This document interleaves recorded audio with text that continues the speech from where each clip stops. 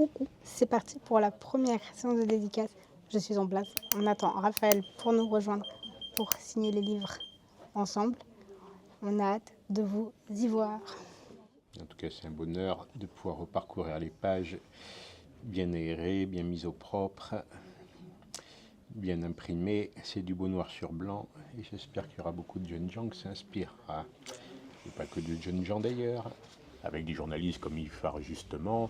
Le Progrès de Lyon, c'était vraiment là que se croisaient tous les grands résistants de Lyon, qu'ils soient journalistes ou non. Il m'a beaucoup aidé sur voilà. la cohérence historique Voilà, de ce que je c'est raconte. d'abord son idée, ses personnages, son projet, son écriture. Moi, j'ai simplement corrigé les erreurs historiques, apporté des précisions et coécrit quelques pages, mais c'est d'abord son livre, naturellement. J'avoue aussi que j'ai moi-même, pour quelques personnages secondaires, donné les prénoms de personnes que je connaissais. Ouais. Allez savoir pourquoi les prénoms de personnes qui m'ont un peu fait du mal, j'ai donné aux collabos. Ah bah voilà. Tu n'avais pas à le répéter. Bon bah voilà, ça va dans le sens que je pouvais imaginer. Néanmoins, il fallait des personnages de collaborateurs De avec des voilà. listes. Voilà, Qui manquaient, bon, qui manquaient à mon texte le nom, ça original. vient par deux. Ça C'est vient par deux. ton premier livre? Oui. Il a été un des fondateurs de Maquis du Vercors, il a géré le Rhône-Alpes à la Libération, ce qui n'est pas rien. Il a tout fait dans sa vie, l'anticolonialisme, le pacifisme, le compagnonnage avec le Parti communiste. Bon, c'est quelqu'un qui a été vraiment, travaillé à toutes les causes, croisé tous les grands personnages de son temps, et qui était très chaleureux, très Donc attachant, c'est très l'histoire d'un charismatique. personnage là, non? C'est ça, et à travers D'accord. lui, on croise des centaines d'autres personnages Ouais. qui ont travaillé avec lui, qui parfois l'ont combattu, qui l'ont critiqué ou qui l'ont aimé. Et en fait, vous croisez pratiquement toute la résistance, le général de Gaulle, les maquisards, les compagnons de route d'après-guerre, les artistes et les intellectuels de l'époque, enfin, tout le monde y est. Hein. C'est la mode en ce moment, la résistance. Oh, heureusement encore, mais même si bon... Je te rappelle qu'on est place de la Résistance. le problème étant... Oui. Le problème étant aussi, c'est ce que montre un peu le cas de Farge, que parfois après la guerre c'est difficile pour un ancien résistant de se réhabituer à la normalité. Alors ils ont un peu tendance à voir la résistance partout et des nouveaux collabos et des nouveaux nazis partout, donc chacun devient le nazi ou le collabo de l'autre. Parfois un peu dommage de voir Farge se laisser aveugler sur l'URSS de Staline, parce qu'il a quand même fini prix Staline de la paix, bon, c'est pas la meilleure chose qui lui soit arrivée.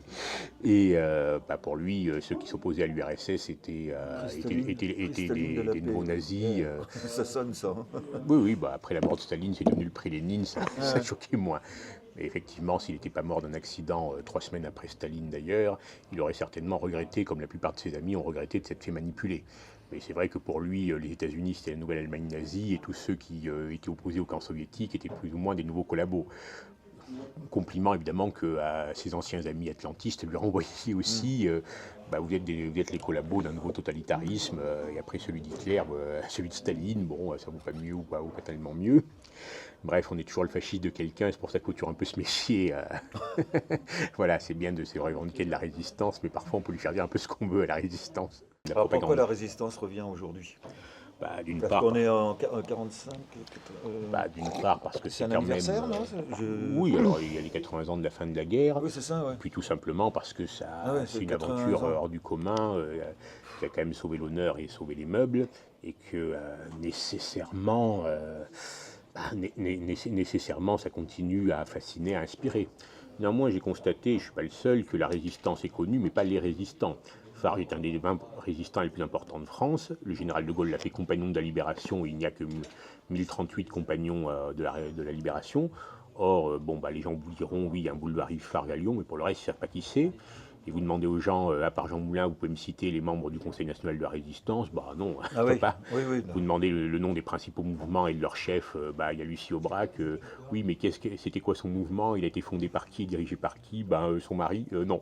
Bon, par Emmanuel Dacier de la Vigerie. Il y a une série, je ne sais pas si vous l'avez entendu, sur France Inter, là, il y a cet été. Là, Quoi donc? sur les femmes résistantes. Oui, bien sûr, c'est une très bonne chose. C'est intéressant. C'est une très bonne chose, même si des fois, je suis obligé parfois de réfréner l'enthousiasme de certains en leur disant, attention, ne vous faites pas d'illusions, la résistance n'était certainement pas un mouvement féministe, au contraire. Ah oui, non. Les résistantes étaient exclues de tous les postes de responsabilité, à quelques exceptions. Il ne faut pas se faire d'illusions, c'était la société de l'époque. Il y a quand même eu des femmes qui ont aussi œuvré à la résistance. Oui, personne n'a jamais dit le contraire. En revanche, il ne faut pas se faire d'illusions, elles ont malheureusement toujours été sous-représentées, c'est-à-dire qu'en gros... surtout à cette époque-là, oui, c'est l'époque. C'est entre 15 et 20% des effectifs de la résistance et de la déportation. Il faut dire une chose... Encore, vous êtes généreux, je pense. Non, je crois que c'est les évaluations actuelles. Et il faut dire une chose, les Allemands n'étaient pas sexistes, eux, ils réprimaient les femmes autant que les hommes. Au moins, on peut être sûr qu'avec eux, il n'y ait pas de risque de sous-représentation.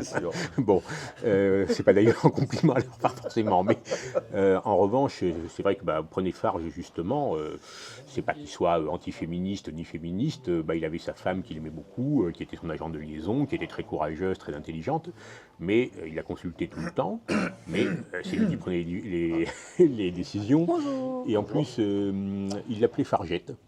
Voilà, c'est amusant, mais à la fin, même ses amis, quand je demandais à Raymond Braque, mais c'était quoi son vrai prénom? Je ne sais plus, je ne sais même pas s'il l'a fait un jour. Bon, elle s'appelait Jeanne, mais c'est vrai que Fargette, ça donnait un peu l'impression qu'elle était l'appendice de son mari, et de respect ni de rien, mais effectivement, c'est là qu'on voit ce que c'est la domination, qui n'est pas malveillante, qui n'est pas oppressive, qui ne cherche pas à exploiter, mais qui ne se rend même pas compte, quoi.